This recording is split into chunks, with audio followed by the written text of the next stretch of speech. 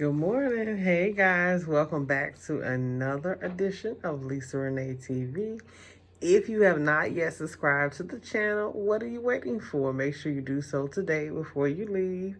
Make sure to thumbs up the video if you do like what you see, and to share on all your social media networks that you happen to be on at this time. Hello. Welcome back. Yes. Y'all feeling my scarf realness? That scarf realness, honey. Yes, it's morning time, okay? So I just stepped out the bed not too long ago. But, I had to speak to my people. I kind of been on a bit of a longer hiatus. We had a slew of holidays come in, so I said, well, I'm gonna take a small little break because we got the holidays coming in, and I'm gonna let you guys have a little break as well. But now I am back. Hello, and I hope everybody's doing well. Are we well? Are we COVID free? How we doing? Let me know. All right, let's jump right in. Okay, so this topic came to me because of just everything that's been going on. So we have, if you all haven't noticed, I'm sure you have, no matter where you live at, the violence has started to be on an uprise. I don't know what's going on, but I'm in Chicago, so definitely here. I know you guys have probably heard about my city. The violence in Chicago is uprising. Depending on where you live at currently, could be uprising there too. Recently we had a shooting in the neighborhood Inglewood, which is a popular neighborhood on the south side. There was like a massacre. They actually described it like as a massacre, and like anytime you describe something like that, as that, it's like, well, like something went down. You like, you using words like massacre. So this is a big deal here. And that it should really prick one's mind and prick one's heart, and make you stop and think for a moment, like, okay, what is happening in my city? Why are they using words like massacre? What's really going on? So, the massacre in Inglewood, I don't want to call out numbers because it's like they had one number out of how many people had passed on, but then they changed the number because they found out more people had passed on. So I want to say 8 people, don't quote me on that, had passed on. But in either case, no matter how many people passed or were injured, it's just a sad situation all around. Like, these people were at a house to have a good time. They were partying. I think the house was kind of known as like the party house. People go and have a good time. And then their lives were snuffed out, taken from them unexpectedly. So, we have to start to see the problem in that. It's problematic is what it is, and we have to try to figure out what we're going to do about it, and, no matter where you, like I said, no matter where you live, it's an issue. It's an issue. And sometimes we think, well, we can lean on our mayors and our governors and our police department chiefs and things like that. But sometimes I think, they're a little nonchalant. And, I just feel like even if they do seem like they care, you can't always lean on them to solve the problem, because I just truly think, even if they're doing all they can, they don't have all the answers. I think at the end of the day, it's going to come down to the community coming together and reclaiming their community. It's really going to come down to that. Just doing more activities in the community, especially with children, having more activities for them.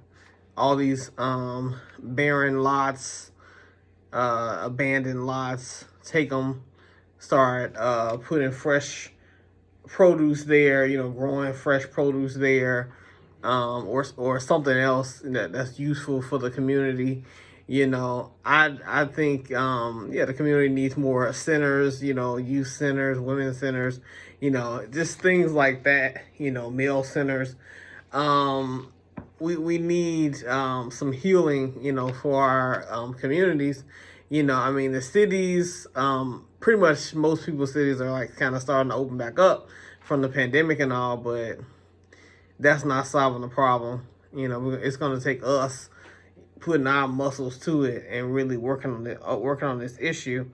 Yeah, we had a woman and a baby killed. They were killed in a hit and run, but the car that hit them was stolen.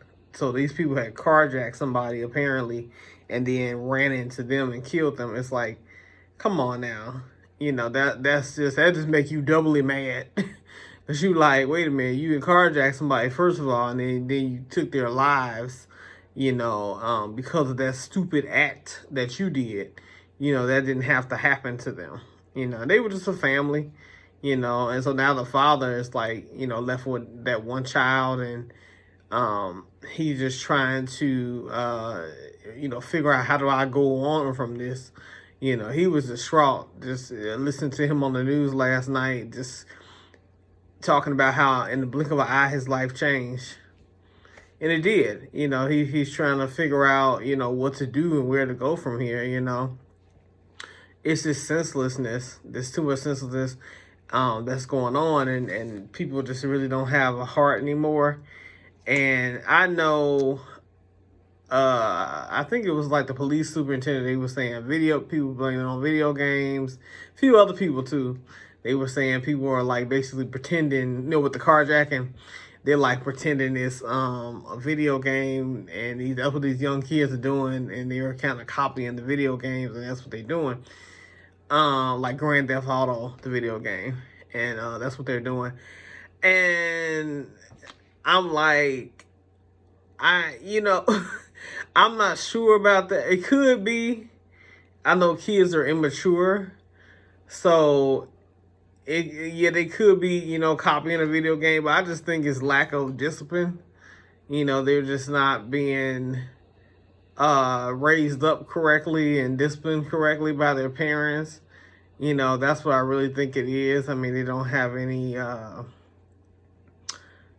mentors in their lives, so I think it's more so that, no, they don't have no positive influences, in their lives. They really don't. A lot of these kids, I mean, they come from broken homes, and, they get into street life and gang life, which kind of leads me to one of my other topics, like what happened to our culture.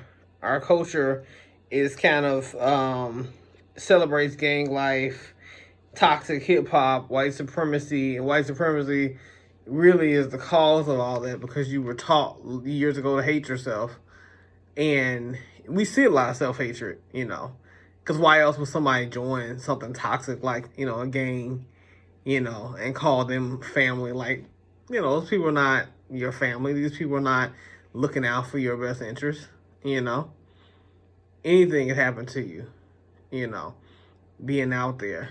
But I think that's what it more so is than following a video game. Yeah, it could be that too, but I don't know. I feel like you get to a certain age and you know that video games aren't real. That's why I'm like, that's kind of flimsy. I'm like, nah, I feel like they just don't have the right influences around them. That they are following the wrong kind of people. And a lot of them are in gangs or being initiated into a gang, And this could be part of that, Because a lot of them go out in groups, or they're bored and, just don't know what to do, And so they're out here just doing anything, no positivity at all. The idle mind is a playground for the devil. There's not just a song, but that is a reality, But yeah, I think our culture now, if you look at the music that we listen to, it is toxic.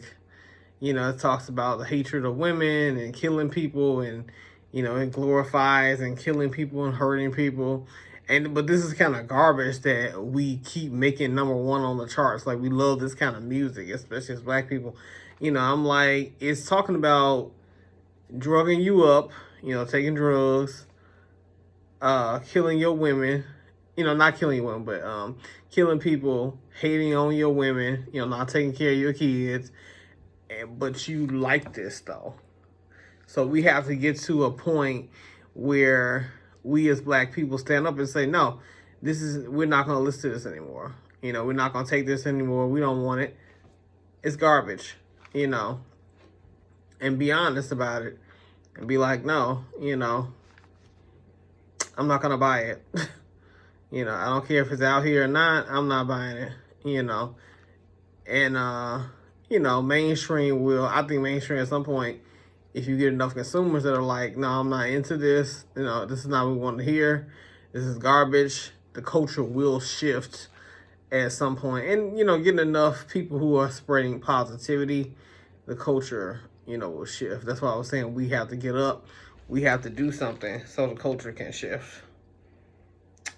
And my last topic I kind of want to touch on a little bit was, do you all think that Juneteenth was kind of like a Band-Aid fix for reparations? You know, because reparations is really what we've been talking about, and, you know, really what we would benefit from. But I feel like, I don't know, I just feel like we may not get the reparations, you know, and that's so sad, but true. I feel like they have a problem with doing that because they haven't moved forward on it. They don't even really like to talk about it. You know who the people, you know, they really don't really like to say the R word.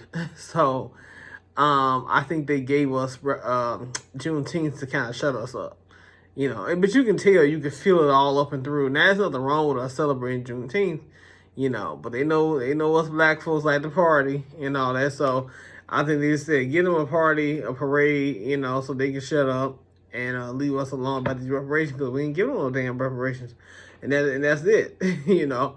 But I think that's what that was. You know, I don't know if y'all agree, but let me know in the comments below. Like, do you agree? Like, what do you think about reparations and Juneteenth, and was it a hoax? You know, but that's just my opinion on that one. But yeah, I want to leave you all with this. You know, I got to give you some spiritual feeding. Okay.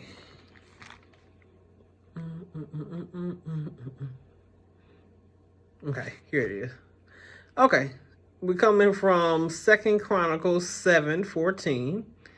If my people, which are called by my name, shall humble themselves and pray and seek my face and turn from their wicked ways, then will I hear from heaven and will forgive their sin and will heal their land.